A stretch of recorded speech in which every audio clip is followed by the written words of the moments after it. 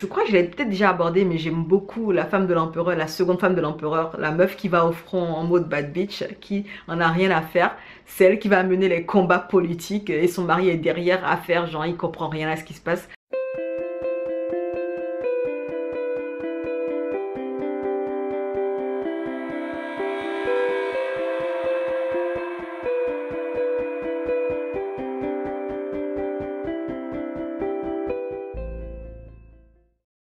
Hello, moi c'est Diane et bienvenue sur cette chaîne où j'aime parler de drama asiatique, de livres et de trucs plutôt fun.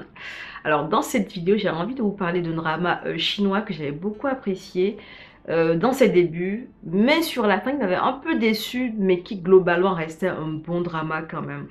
Il était à ça de passer en fait dans mes meilleurs visionnages de 2022, mais bon, c'est pas grave, il reste quand même un drama très intéressant.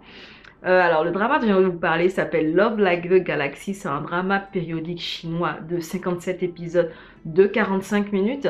Le drama est divisé en deux arcs en fait. Il y a un arc de 27 épisodes et un autre arc de 29 épisodes. Ou c'est l'inverse, je sais plus. Bref, c'est divisé en deux parties. Et lors du visionnage de la première partie, je vous ai déjà fait une vidéo sur mes premières impressions sur le drama. Donc n'hésitez pas à aller voir cette vidéo-là. Comme ça, vous aurez déjà en fait mon premier ressenti avant de vous dire ce que j'en pense après avoir fini le drama et tout, et tout, et tout, et tout. Si je devais donner une note sur une échelle de 1 à 10 à ce drama, je crois que je lui aurais donné la note de 7,9, 8 sur 10. J'hésite. Voilà, la fin vraiment m'a mis, enfin les derniers épisodes m'ont vraiment, voilà, m'ont fait du mal quand même. Je me suis dit, c'est dommage quand même. Après, je vais vous expliquer tout ça. Et avant de vous parler de mon ressenti sur les derniers épisodes du drama, je vais vous parler de l'histoire. Hein. On va suivre une jeune fille qui s'appelle Chang Xiaosheng. Elle est une fille d'une famille bourgeoise. Son père et sa mère sont partis au front et l'ont laissée à sa grand-mère et à sa tante. Les deux femmes l'ont négligée et la petite fille grandit un peu comme une sauvageonne. Elle ne connaît rien aux us et coutumes en fait. Et au retour de ses parents, la maman constate que sa fille n'est pas éduquée pour un sou et va décider en fait de l'éduquer et de la prendre en charge. Rigueur militaire oblige. Des années sont passées et la jeune fille qui avait besoin de sa mère est devenue en fait une jeune fille indépendante qui peut bien se passer de sa mère. La jeune fille Chang Xiaosheng est devenue malicieuse, elle est devenue instigatrice, elle rend coup pour coup, elle ne se laisse pas faire, elle manigance plein de coups fourrés si on la cherche. Et au-delà de sa mère qui va essayer de réparer les morceaux, essayer de la rendre la plus digne possible, c'est surtout aussi que les filles sont en âge de se marier et on va les suivre pendant qu'elles vont bientôt croiser le regard de leur futur mari. Notre jeune casse-cou va croiser trois jeunes hommes qui sont intéressés par elle, dont un prince militaire du nom de Ling Bui qui est complètement sous son charme. Et voilà l'histoire de ce drama. Alors ce que j'ai aimé dans ce drama, c'est l'actrice principale déjà que j'avais déjà vue une fois dans un drama qui s'appelait A Female Student Arrives at the Imperial College. Un drama que j'avais trouvé un peu nul à cause de l'histoire qui était un peu bizarrement menée. Mais dans ce drama, Zhao Lucy, en fait, l'actrice principale, elle est excellente. En fait, elle joue très bien le rôle de la jeune fille désinvolte qui s'en fout, qui fait ce qui est juste, qui est un peu sauvageonne sur les bords, qui s'en fout un peu de ce qu'on pense. Vraiment, elle joue très bien ce rôle-là. Et du tout, en fait, on l'adore quand elle rend les coups pour coups. Sincèrement, c'est beau à voir. On a aussi un personnage que je trouvais juste trop tordant, c'est l'empereur qui jouait en fait au matchmaker. C'était trop tordant à voir quand il essayait d'arranger les coups pour son fils et tout ça.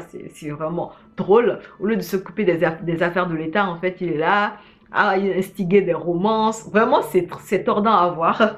Le drama en fait est divisé en deux parties et chacun des arcs va aborder en fait la relation que va avoir notre héroïne principale avec les trois jeunes hommes. Enfin, il y a trois jeunes hommes et on va dire que chaque arc va au moins aborder un jeune homme. Disons que l'un des jeunes hommes va se partager sur les deux arcs, quelque chose du genre. Mais bon, ce sont des arcs qui restent centraux et la romance principale, celle qui est vraiment la vraie romance, elle prendra elle prendra même plus d'un arc, j'ai envie de dire. C'est assez intéressant de voir ces trois prétendants-là qui sont intéressés par la jeune fille parce que finalement, c'est des personnages qui sont à l'extrême opposé l'un de l'autre. L'un est un jeune homme qui peut être un très bon ami, qui dit oui à tout en fait.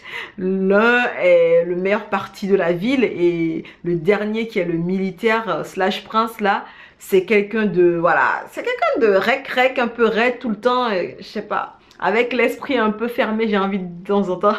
Au départ, j'avais vraiment du mal avec le militaire, son personnage, son côté stoïque, parce que je trouvais que voilà, ça bougeait pas, les expressions ne bougeaient pas beaucoup au niveau de son visage, mais j'ai fini par m'habituer. Et il faut dire que dans le deuxième arc, le militaire, en fait, il a une romance qui est très intéressante, il est plus touché par les grâces amoureuses, donc en fait, il a plus d'expressions intéressantes et du coup, j'ai apprécié le voir dans la deuxième partie du drama.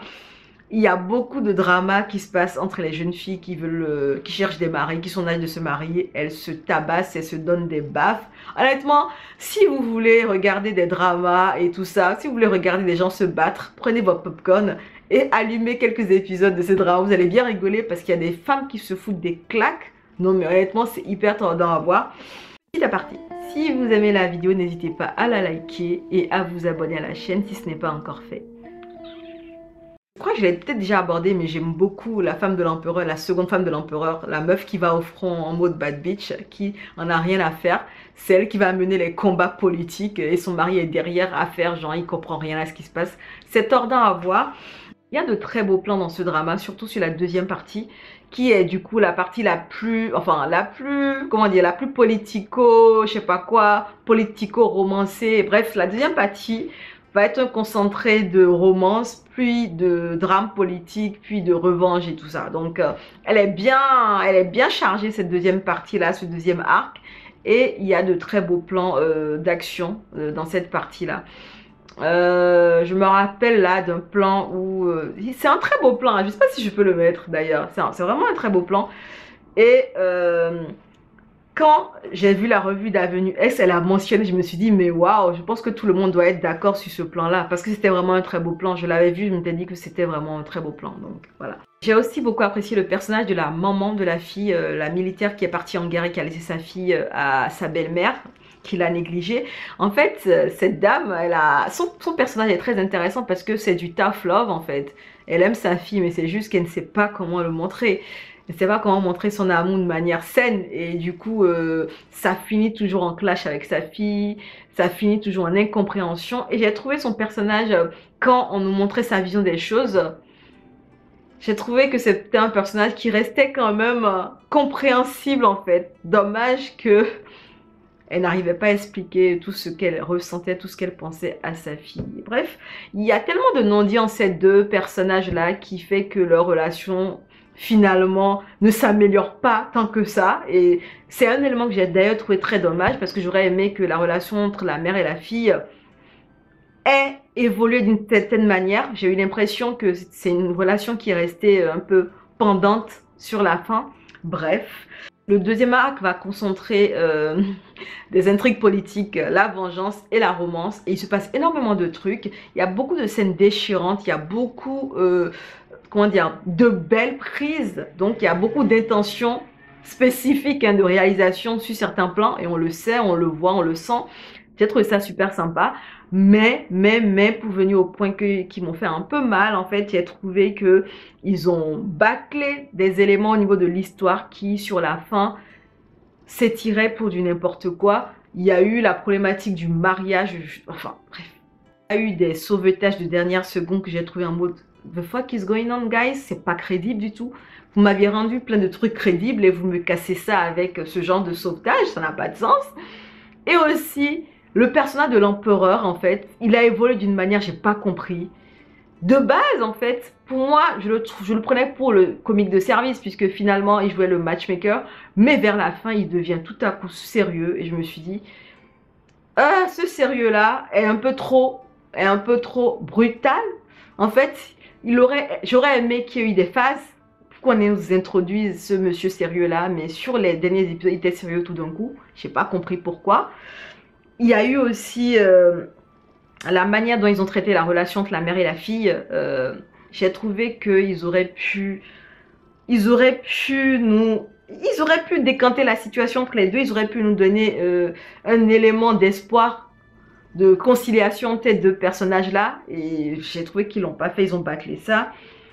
À dire vrai, la revanche du militaire slash prince ne m'intéressait pas beaucoup.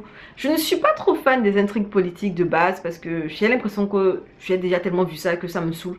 Je sais déjà ce qui va se passer. Donc en général, quand on est trop centré sur les intrigues politiques, ça commence à me décrocher. Et sur les derniers épisodes, oh là là, intrigue politique par-ci, découverte de situations bizarres par là, sauvetage in extremis par là, et puis des gens qui doivent se marier mais qui font étirer le mariage. Ça m'a fatigué sur la fin. Mais, je chipote beaucoup, je le sais. C'est un drama qui est plutôt correct. Hein. C'est un bon drama. C'est juste qu'il y a des éléments sur la fin qui m'ont fait tiquer un peu. Je me suis dit, c'est dommage qu'ils aient eu un bon démarrage, une traversée plutôt bonne aussi, mais que sur la fin, en fait, que la qualité chute un peu ou que l'intérêt qu'on a pour l'histoire, elle diminue à cause d'éléments qui finalement n'ont pas été bien amenés ou n'avaient pas leur place là. Enfin, voilà. J'ai trouvé un peu dommage ça. C'est à cause de ça que, voilà, j'ai fait ma Diane et je l'ai pas mis dans mes favoris visionnage 2022. Bref, mais ça reste un bon drama quand même. Donc voilà, c'est un drama périodique chinois que je vous recommande quand même chaudement si vous voulez voir une histoire qui voilà, vous happe un peu, des épisodes que vous enchaînez sans vous en rendre compte tellement en fait on ne s'ennuie pas. Si vous aimez ce genre de vibe et que vous aimez l'actrice principale et que vous voulez voir des BG et que vous voulez voir de belles scènes, parce qu'il y a de très belles scènes quand même dans ce drama, il y en a de très belles. Cinématographiquement, ils ont vraiment fait du bon travail quand même. Hein. Si vous voulez voir ce genre de truc, n'hésitez pas à aller voir le drama Love Like the Galaxy. J'ai fait cette revue justement pour vous rappeler que ça restait un bon drama, même si je ne l'avais pas mis dans mes favoris 2022. Donc n'hésitez pas à aller le voir, c'est pas mal. Et n'hésitez pas à me dire ce que vous avez pensé du drama en commentaire. Et si vous voulez une chronique encore plus détaillée de ce drama, n'hésitez pas à aller checker la revue qu'on a fait Avenue X sur sa chaîne. C'est vraiment bien fait. J'avais vu la revue après avoir vu le drama et j'ai trouvé que tous les points qu'elle avançait étaient légitimes. En fait, c'était une très bonne review. Donc n'hésitez pas à aller faire un tour sur sa vidéo si vous voulez plus de détails. Je crois que j'ai fini avec cette vidéo, donc on va se dire à bientôt dans une prochaine vidéo. Et puis en attendant, prenez soin de vous. Allez, ciao!